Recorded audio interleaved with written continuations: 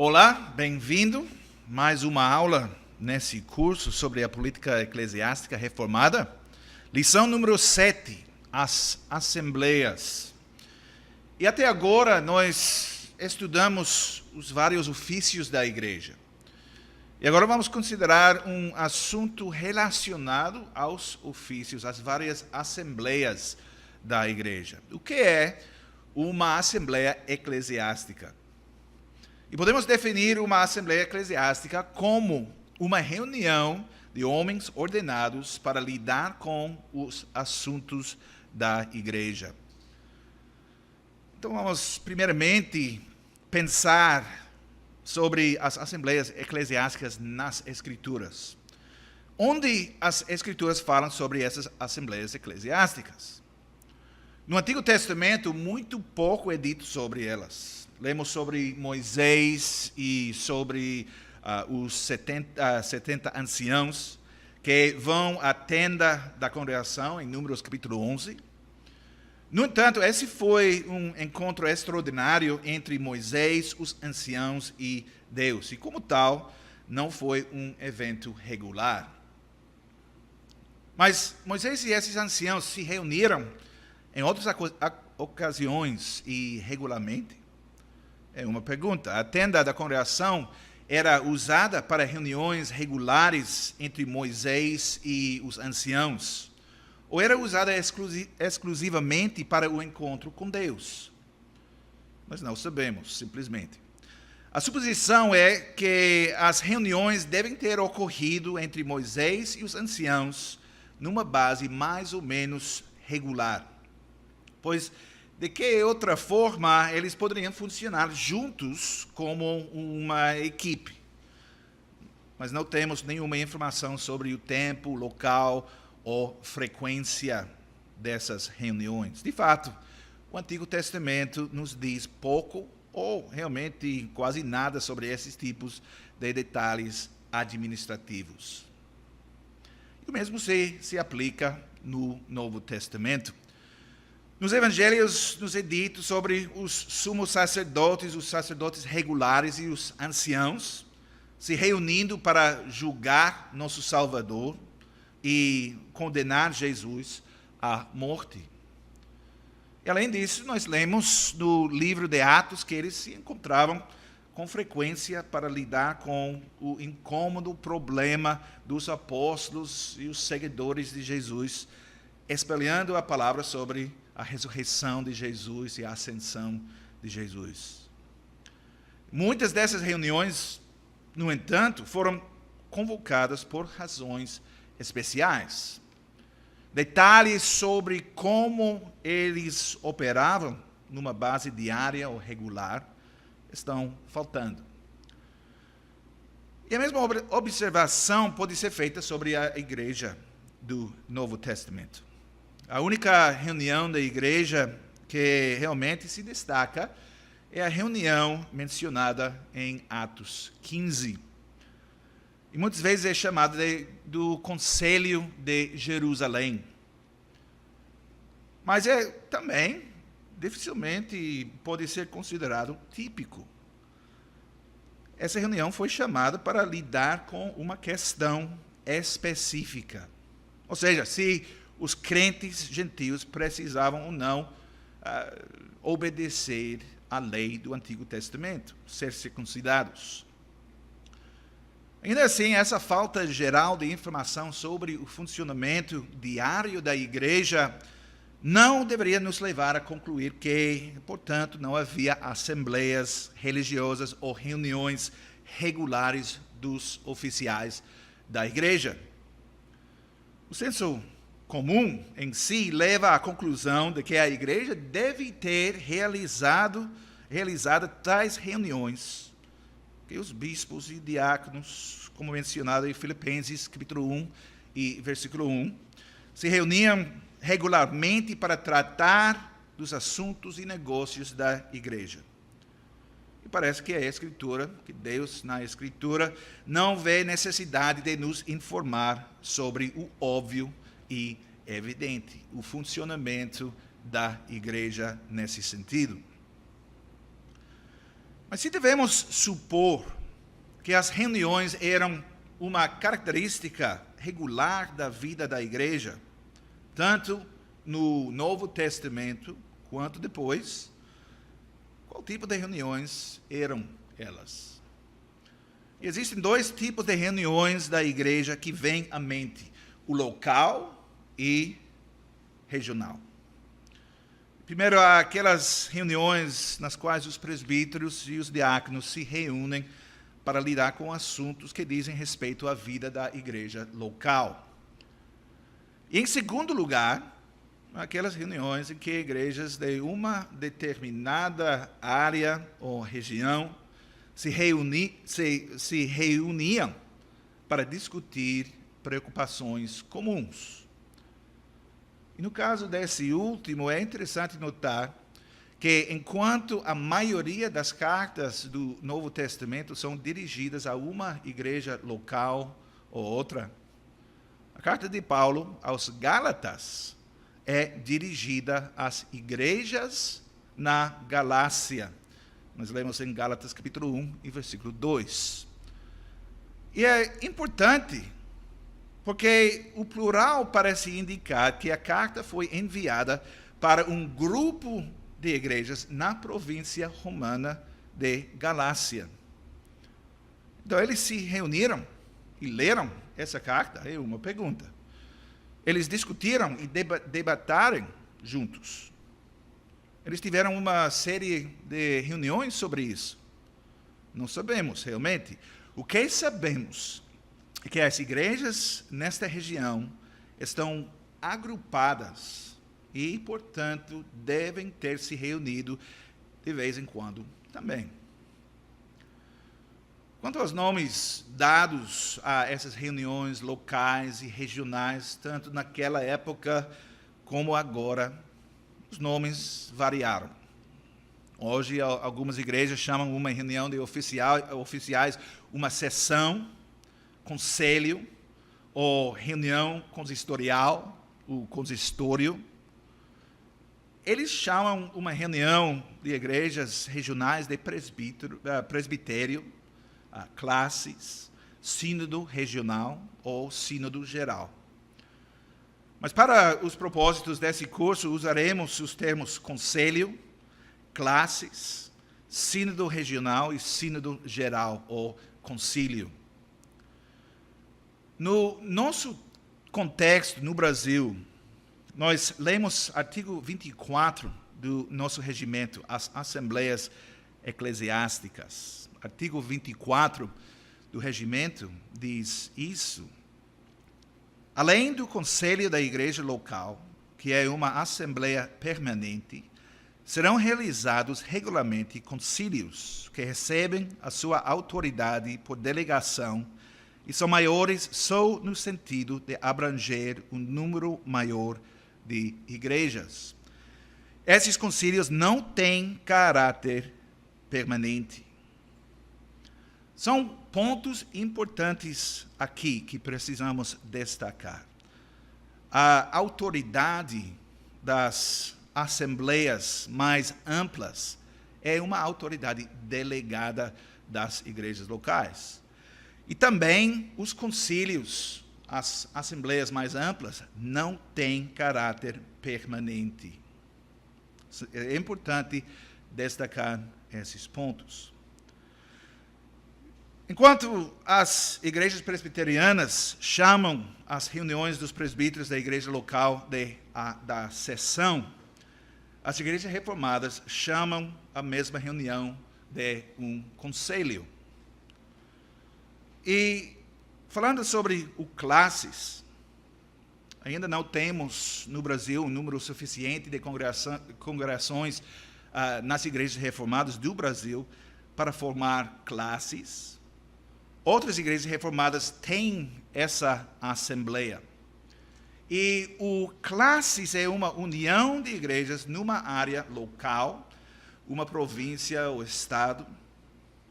E quanto ao classes, a área representada, assim como o número de igrejas que se reúnem, não é muito grande. Talvez 4, 5 igrejas. E as igrejas presbiterianas chamam esses encontros regionais de reuniões do presbitério. O sínodo regional. Algumas igrejas reformadas, especialmente se tiveram um grande número de igrejas ou estão espalhadas por uma grande área, optaram por criar uma reunião regional, ainda mais ampla, chamada o Sínodo Regional. E não há assembleia comparável nas igrejas presbiterianas. O Sínodo Geral, ou Concílio. O nome Sínodo Geral refere-se ao mais amplo de todos os encontros da igreja. Quando se reúnem, delegados vêm de toda a federação ou confederação de igrejas. E, novamente, as igrejas presbiterianas chamam essa reunião mais ampla de Assembleia Geral. E essas assembleias possuem alguns elementos comuns, e vamos falar sobre esses elementos agora. Primeiramente, em primeiro lugar, os participantes ou credenciais. E vamos ler agora artigo 27 do nosso regimento, credenciais e direito a voto, que diz: os delegados para assembleias maiores trarão suas credenciais assinadas por aqueles que os enviam. Os delegados credenciados terão o direito de votar todos os assuntos, exceto em causa própria ou da sua igreja. Quando os presbíteros de uma igreja local se reúnem como o conselho da igreja, todos podem se sentar ao redor da mesa e participar nas discussões com base no fato de todos terem sido ordenados como presbíteros daquela igreja local. Mas quando uma reunião regional ocorre, uma regra diferente se aplica. E, por exemplo, cada igreja num classes geralmente envia delegados, e esses homens serão sentados e convidados a participar com base no fato de que eles vêm com um credencial ou uma carta de autorização assinada. De fato, os delegados de todas as reuniões regionais, sejam classes, sínodos regionais ou sínodos gerais, concílios, precisam de credenciais. E tal carta, esse credencial, incluirá que esses irmãos tenham sido escolhidos e enviados por uma igreja local, um classes ou um sínodo regional. Autorizará que participem de todos os procedimentos, bem como votem quando necessário. E a única vez que eles não podem votar é quando o assunto diz respeito a si mesmos diretamente ou à igreja na qual eles são membros. Então, isso é o primeiro elemento comum, os participantes ou credenciais. E o segundo ponto é o executivo. E antes de qualquer assembleia possa realizar suas tarefas, ela precisa ser constituída. E para que isso ocorra, um executivo precisa ser apontado. E tal executivo geralmente consiste em um moderador e de um ou mais secretários. E temos um artigo no regimento que lida com esse assunto também, artigo 29 do regimento das igrejas reformadas, os deveres do moderador e do secretário. Eu vou ler aquele artigo 29. Todas as assembleias terão um moderador e um secretário. Os deveres do moderador são apresentar claramente os assuntos a serem tratados, assegurar que todos observem a devida ordem, negar a palavra àqueles que discutem coisas mesquinhas ou percam o controle sobre suas emoções. Os deveres do secretário são lavrar a ata e cuidar da correspondência. Os cargos do moderador e do secretário dos concílios terminam quando terminam estes concílios. Isso tem a ver com o fato que os concílios ou sínodos não são reuniões permanentes ou corpos permanentes. O moderador é responsável pela liderança geral da reunião. E como o líder, o moderador, deve ser capaz de apresentar o material a ser tratado de uma maneira clara para garantir que cada um dos delegados receba uma oportunidade de falar, para negar o privilégio de falar àqueles que se comportam mal, para advertir aqueles que falam e agem indevidamente. E uma vez que a Assembleia fecha, seus ofícios cessam também. Não é um ofício permanente. E o secretário mantém um registro dos procedimentos. Isso inclui coisas como a hora e local da reunião, coisas práticas, uma lista dos homens presentes, um registro das decisões tomadas, uma lista daqueles designados para executar tarefas especiais, a guarda de todos os documentos, o envio de documentos para um arquivo central, se houver, a redação e a distribuição da ata da reunião. São as responsabilidades do secretário. E, em alguns casos, se o secretário tiver muito trabalho a fazer, pode ser tomada uma decisão para dividir essa responsabilidade. Um secretário registrará o processo e o outro cuidará de toda a correspondência. E muitas vezes, no executivo, um vice-moderador também será escolhido. E a tarefa desse homem é liderar a reunião quando o moderador estiver doente, talvez, ou em posição de conflito, ou quando o moderador quer a palavra. Ele também pode ser designado para tarefas que diminuirão a carga do trabalho do moderador, ou ele vai receber outras tarefas especiais. Então, falamos sobre os participantes, ou credenciais, o executivo, e agora vamos falar sobre a agenda dessas reuniões. Qual tipo de assunto pode ser colocado na agenda? E esta questão é uma questão importante, porque causou um debate considerável ao longo dos séculos na história da igreja.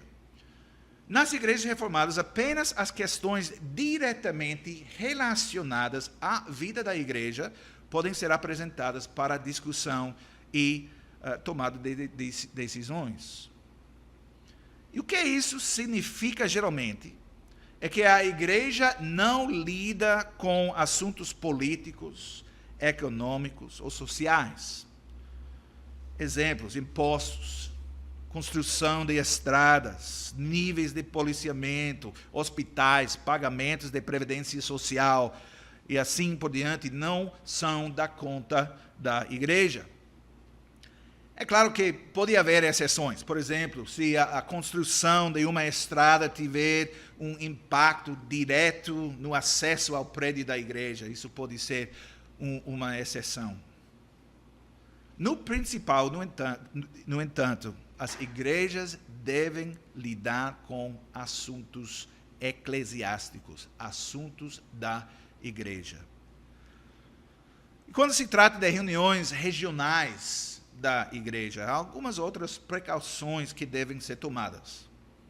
Por um lado, um classe não deve começar a lidar com algo que pertence à jurisdição da igreja local, a responsabilidade da igreja local. Outra é que uma reunião regional não deve lidar com algo que é novo, um novo assunto, ou que ainda está sendo tratado no nível local. E uma cautela de um tipo diferente é que as reuniões regionais devem se certificar de que o assunto apresentado tem a ver com as igrejas em comum. Mas o que isso significa? O que significa que as assembleias mais amplas precisam lidar somente com assuntos que têm a ver com as igrejas em comum? Significa que essas reuniões regionais devem se certificar de que estão lidando com os assuntos, somente os assuntos, em que todas as igrejas têm interesse. Nem todos os assuntos locais são assuntos regionais. Por exemplo, uma assembleia regional pode dizer a uma igreja local qual tipo de construção ela deveria construir, ou qual ministro ela deveria chamar. E a resposta a essa pergunta é não. Isso é a responsabilidade e a tarefa da igreja local, não da reunião das igrejas em comum. Número 4 dos elementos comuns das reuniões da igreja, das assembleias, é os procedimentos. Uma vez que a igreja pertence a Cristo, que os oficiais são servos de Cristo, é apropriado que sua liderança, a liderança de Cristo, seja reconhecida. E uma das maneiras pelas quais isso é feito é na oração. E precisamos enfatizar que nenhuma reunião da igreja deve começar ou terminar sem oração. Cada reunião precisa reconhecer Deus, pedir orientação de Deus, pedir perdão de Deus e pedir a bênção de Deus sobre os procedimentos. E outra coisa que não deveria acontecer diz respeito a o que nós podemos chamar trabalho inacabado. Se alguém nessas reuniões não tiver se conduzido de maneira apropriada, ele deverá ser advertido ou censurado antes do encerramento da reunião. É um princípio importante. Não podemos deixar as coisas quando nós terminamos a reunião. Antes de encerrar a reunião, deve também decidir a hora e o local da próxima reunião. Deve também designar uma das igrejas para cuidar da convocação da próxima reunião. Essas coisas, de novo, coisas práticas. E o trabalho da convocação envolve o envio de uma agenda com antecedência suficiente para as igrejas e seus delegados considerarem, encontrar transporte e acomodação, refeições para os delegados, e certificando-se de que o lugar da reunião seja adequado. São as responsabilidades da próxima igreja convocando a próxima reunião. São os procedimentos, brevemente. E agora, vamos falar um pouco sobre as propostas. E um dos assuntos que as reuniões locais e regionais tratam são propostas. E as propostas podem ser relacionadas a qualquer número de coisas. E uma igreja local pode solicitar que uma comissão de estudo seja preparada para examinar uma questão problemática nas igrejas. Um classes pode receber uma proposta para apoiar uma igreja numa determinada cidade. E um sínodo geral, ou concílio, pode receber uma proposta para entrar num relacionamento com uma confederação de igrejas no exterior. E as listas de possíveis propostas são realmente quase infinitas. E, ao mesmo tempo, algumas propostas podem não ser adotadas. Isso pode resultar claro, em desapontamento. Pode também estimular algumas igrejas a tentar novamente com mais uma proposta. E é possível. No entanto, deve-se ter cuidado para que novos fundamentos sejam fornecidos para apoiar tal proposta. Não pode ser que a mesma proposta seja trazida a reunião após reunião. O perigo é grande que as assembleias da igreja passem muito tempo discutindo os mesmos assuntos com exatamente os mesmos fundamentos repetidas vezes. Precisa ser novas considerações nesses assuntos, nessas propostas. E agora, os apelos. Além das propostas estarem na mesa, os apelos também podem estar presentes na reunião. O que é um apelo? É uma carta em que uma pessoa, ou um membro da igreja, ou uma igreja, pede a uma assembleia mais ampla para julgar um assunto específico que tenha sido decidido numa assembleia local ou uma assembleia menos ampla. A razão pela qual eles pedem que esse assunto seja revisitado é que eles têm a convicção de que não foi tratado adequadamente. E, segundo eles, a decisão tomada foi errada e deve ser revertida. E aqui uma ilustração pode ajudar. Esse exemplo, um membro é retirado da mesa do Senhor, porque ele fez algo que o conselho considera estar em conflito com o que a Escritura ensina. E o membro discorda da decisão do conselho. O que ele pode fazer nesse caso? Ele pode escrever para o conselho e pedir para reexaminar os assuntos.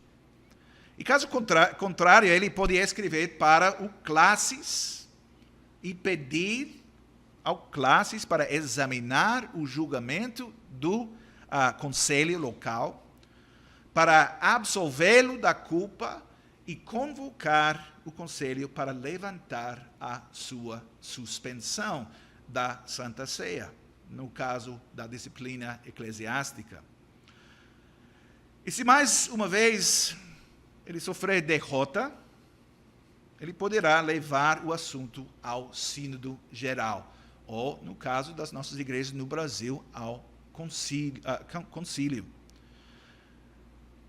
Ele pode, até mesmo se puder encontrar novos fundamentos, apelar ao seguinte Sínodo Regional.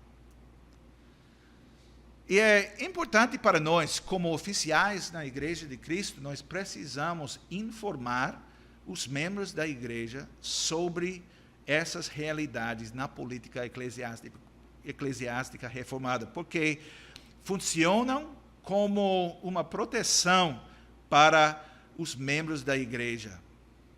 Ninguém numa igreja reformada operando com base no regimento de Dort, como as igrejas reformadas do Brasil, pode dizer que lhes foi negado o acesso aos tribunais da igreja. E, de fato, alguns disseram que os membros recebem muitas oportunidades para apelar. Em geral, as decisões tomadas nas assembleias das igrejas, por maioria de votos, devem ser consideradas resolvidas e estabelecidas. A única vez que alguém pode se afastar desta regra geral é quando alguém está convencido de que a decisão entre em conflito com a palavra de Deus ou com as estipulações do regimento das igrejas. Em outras palavras, você deve discordar somente quando uma decisão não é bíblica ou resulta de procedimentos errados. O que o membro deve fazer se ele passou pelos tribunais da igreja, mas não conseguiu o que ele considera ser uma decisão errada revogada? Ele pode decidir deixar a questão e se deixar para o Senhor, para o julgamento de Deus, o julgamento final de Deus. Ele também pode decidir que o assunto é de uma natureza tão pesada que ele não tem nenhum outro recurso a não ser deixar a igreja e sair da igreja.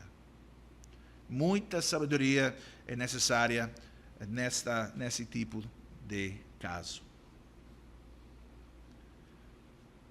E agora, nós falamos sobre os elementos comuns das assembleias da igreja, e agora é útil para nós fazer alguns comentários sobre cada assembleia em termos da maneira em que as assembleias funcionam.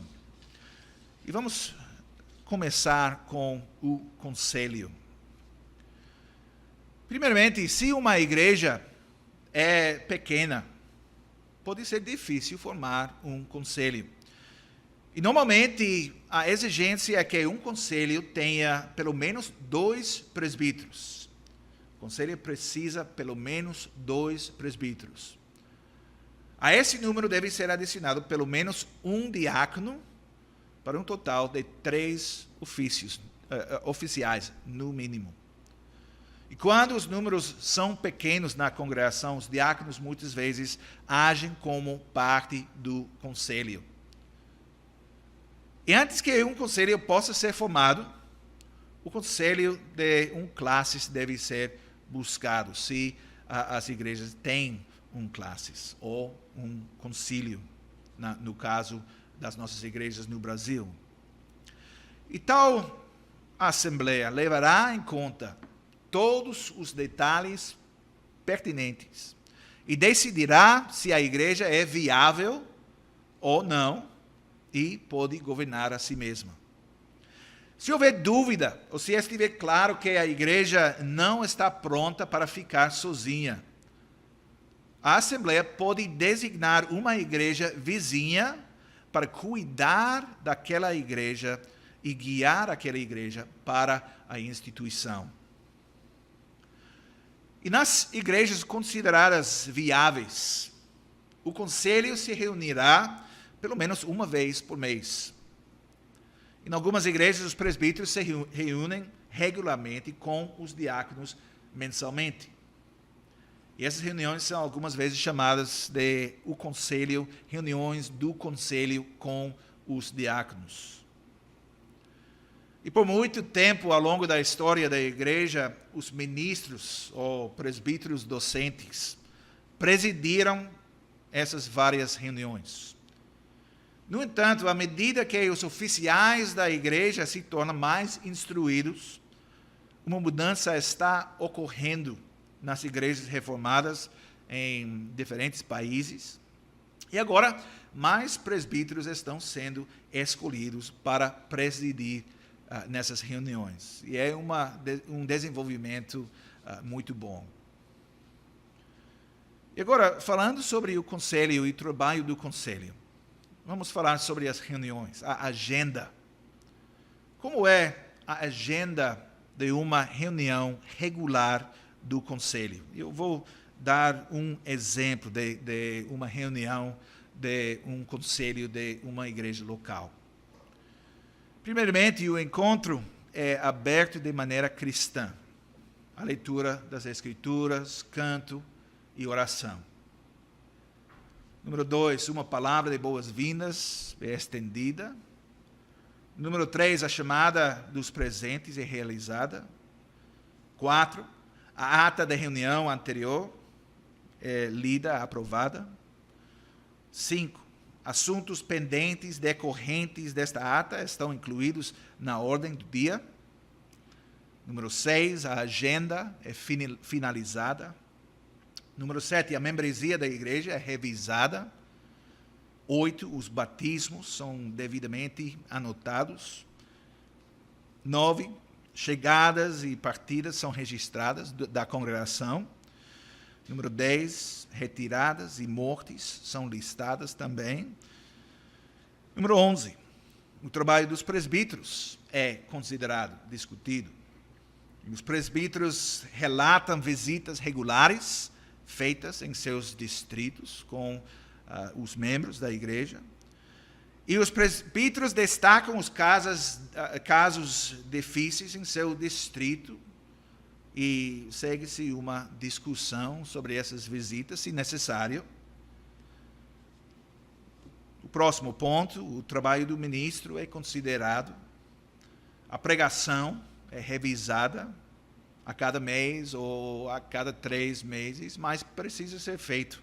Nós falamos sobre isso quando nós falamos sobre a responsabilidade dos presbíteros regentes, em termos da responsabilidade sobre a pregação. Eles precisam revisar, precisam examinar e falar com o pastor sobre a pregação e fazer isso nas reuniões. Número 16, o ministro relata as aulas de catecismo que ele está ensinando, a instrução que ele está fazendo. Um relatório é dado sobre as visitas feitas pelo ministro na congregação.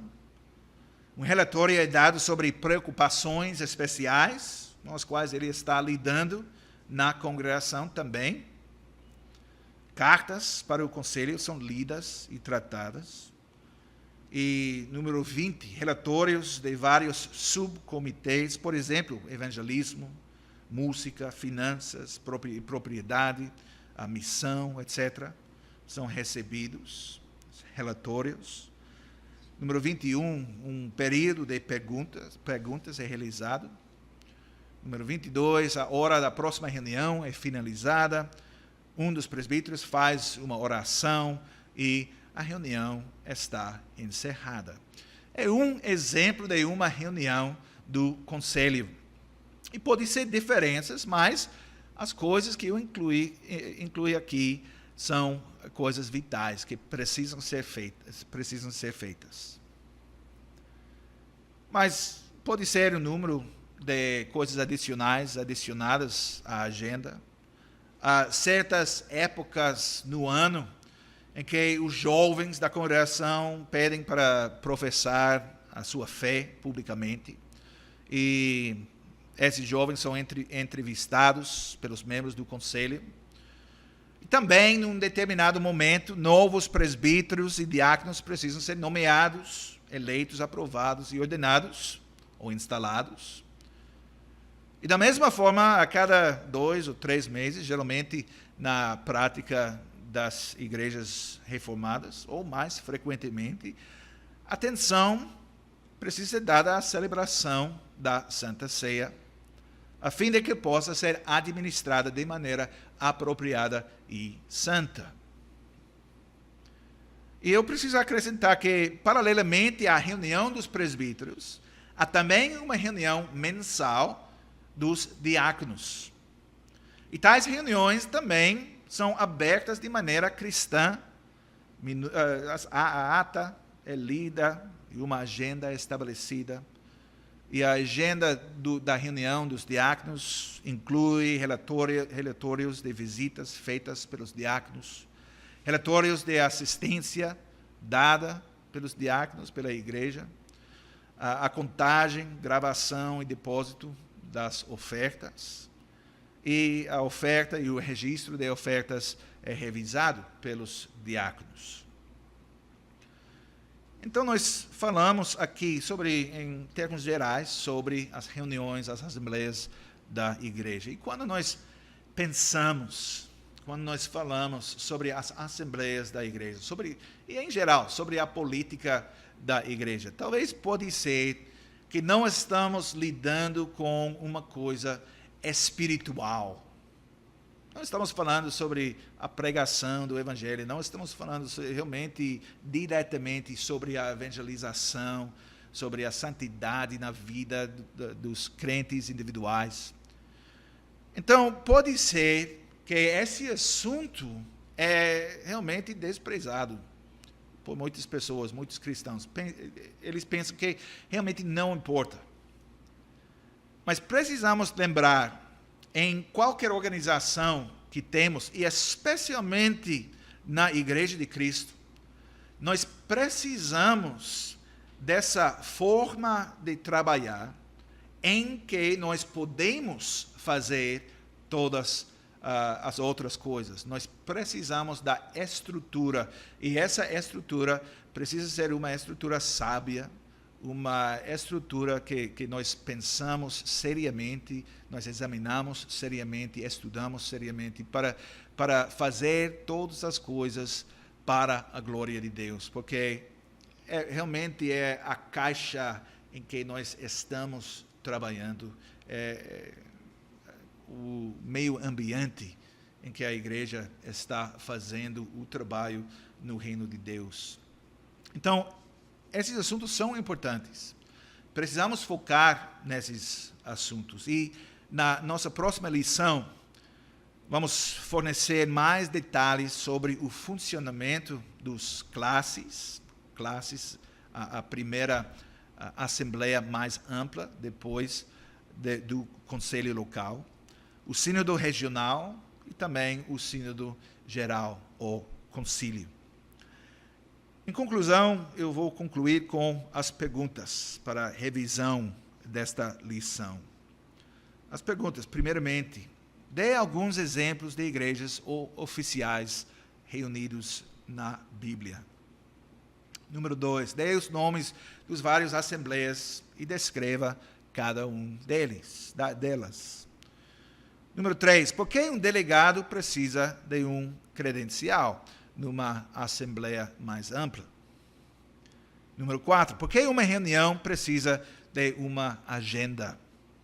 É uma pergunta simples, mas uma pergunta importante. Número 5, por que uma igreja deve permitir que os apelos sejam enviados?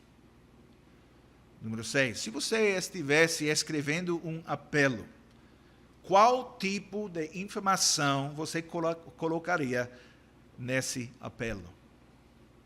E, finalmente, número 7, qual tipo de agenda você elaboraria para a sua igreja? Então, essas são as perguntas para pensar sobre o conteúdo dessa lição, dessa aula. Que Deus abençoe nosso estudo enquanto nós prosseguimos e quando nós pensamos sobre a política eclesiástica. Até a próxima lição.